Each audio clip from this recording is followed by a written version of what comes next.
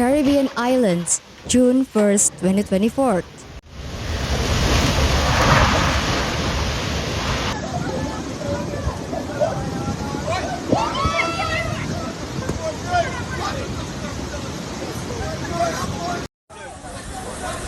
Gasa.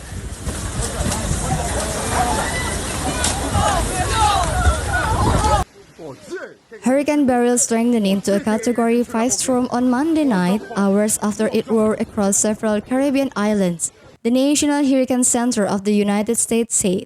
Its intensity also marked just the second time an Atlantic hurricane was reached Category 5 status in July after Emily did so on July 17, 2005, according to the National Hurricane Center. Beryl's maximum sustained winds have increased to near 160 miles per hour with higher gusts.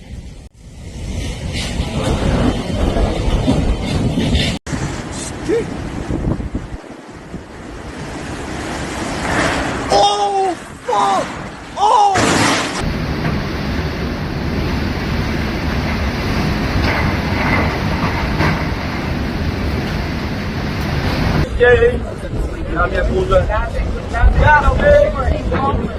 Beryl made landfall shortly after 11 a.m. EDT on Grenada's Carrico Island in the Caribbean Sea with max winds of 150 miles per hour. It is the strongest known hurricane to pass through the Grenadines according to data from NOAA that goes back to 1851. There were widespread reports of destruction and devastation in Carrico and Petite Martinique, officials said in Monday. In half an hour, Carrico was flattened.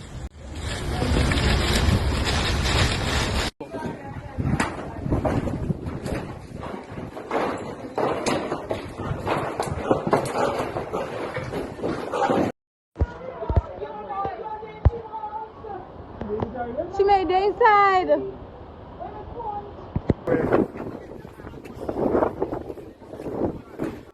At least one person reportedly lost their life in Saint Vincent and the Grenadines, where hundreds of homes and buildings were damaged, the Prime Minister said. Parts of Saint Vincent and the Grenadines were left with no water or electricity as of Monday night. Union Island, just north of Grenada, was devastated with reports indicating 90% of houses have been severely damaged or destroyed. Just look at Union Island, it's really cool. Sean!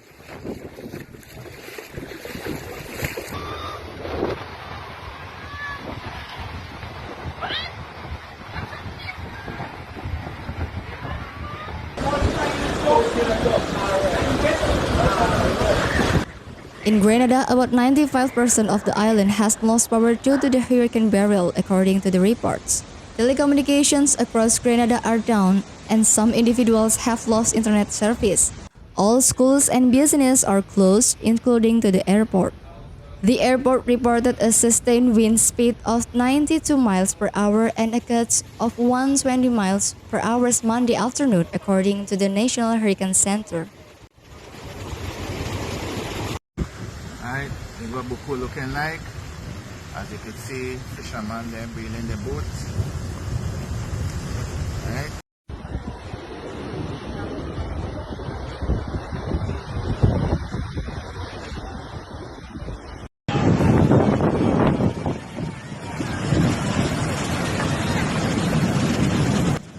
Airports in Barbados, Grenada and Saint Lucia were closed Sunday nights as Beryl approached. Grenada's Maurice Bishop International Airport is expected to reopen Tuesday morning, a spokesperson said. The Grantley Adams International Airport in Barbados and Saint Lucia's Hewanura International and George Corliss Airport have also halted operations. The Grantley Adams International Airport in Barbados will resume operation Thursday, a spokesperson said. Stay safe, guys. It's no longer safe out here. Lord. Yo,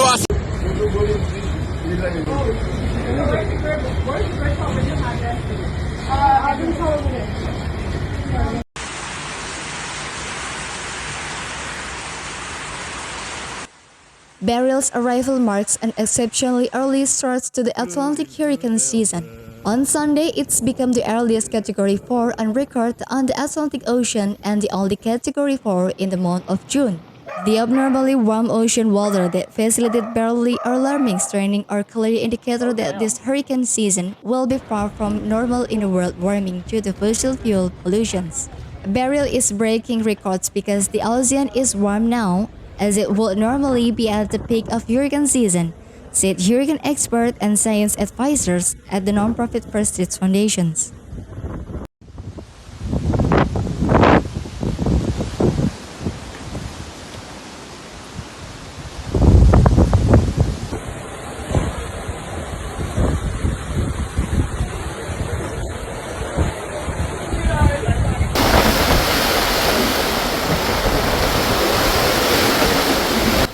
Landfall is far from the end of Beryl's story, and its long-term path is still uncertain.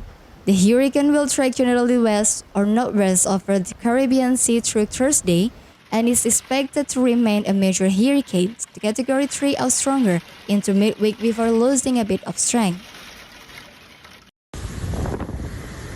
Even so, the hurricane will remain formidable with strong winds, torrential rain, and hazardous seas extending well beyond its center over much of the Caribbean. Beryl's center could pass just south of Jamaica on Wednesday and brings heavier impacts of the country even if it doesn't make landfall there.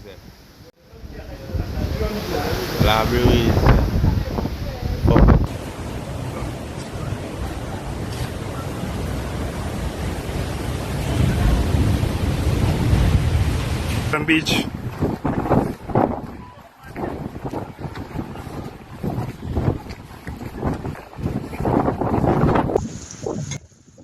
Several days are likely to elapse between Beryl's post landfall in the Windward Islands Monday, and it is next likely landfall on around Mexico's Yucatan Peninsula around Friday morning. The Hurricane Center also noted large swell from the storm will continue in the Windward and southern Leeward Island for the next couple of days. Swells are also expected to reach the southern coast of Puerto Rico and Hispaniola late tonight into Tuesday. These swells are expected to cause life-threatening surf and reef current conditions, it said.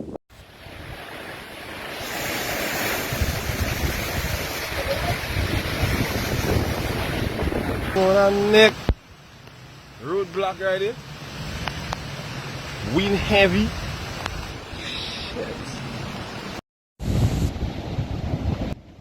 What happens after Beryl's next landfall will also determine whether the cyclone is able to reach the Gulf of Mexico over the weekend.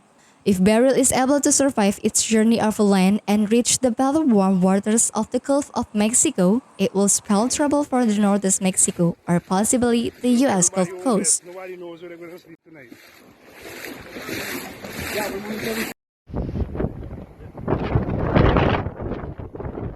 Yes, we might say goodbye to the jetty.